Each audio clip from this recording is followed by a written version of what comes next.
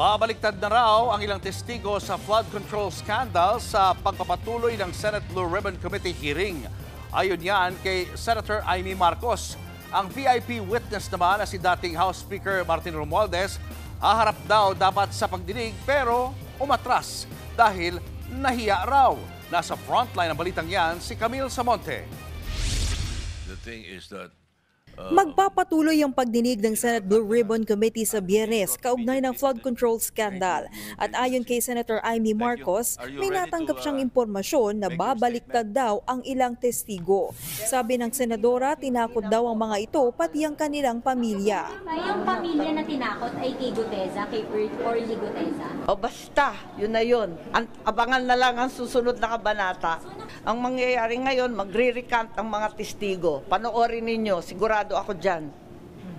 Isa-isa yan na biglang babaliktad dahil pre-measure, tinakot ang pamilya at halos tinutukan ang asawa at anak. Alam na ninyo kung sino yung pinakamatindi ang testimonya. Kasi pinakamabigat ang kanyang testimonya. Isa sa mga may personal umanong nalalaman sa katiwalian sa flood control scandal ay si Orly Guteza. Siyang nagpakilalang security aid noon ni dating Congressman Zaldico na naghatid umano ng mali-maletang pera sa bahay ni Nako at dating House Speaker Martin Romualdez. Nagkaroon din ng isyu sa sinumpaang salaysay ni Guteza matapos madiskubring peke umano ang pirma at notarial seal nito.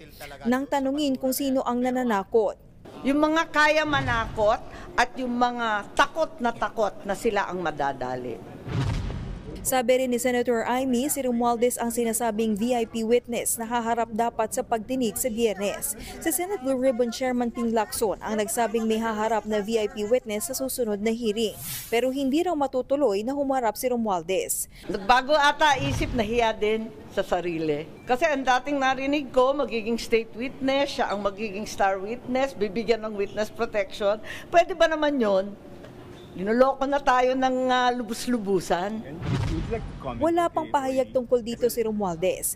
Matatanda ang sinabi ng DOJ na hindi makukonsidera ang state witness si Romualdez dahil hindi naman siya nag-a-apply para rito.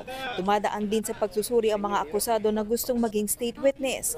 Wala pa ring pahayag si Senate Blue Ribbon Chairman Ping Lacson ukol dito. Nagbabalita mula sa Frontline, Camille Samonte, News 5. Mga kapatid, Julius Babaw po. Para sa komprehensibo at makabuluhang balitaan at talakayan, mag-follow at mag-subscribe na sa social media pages ng News 5.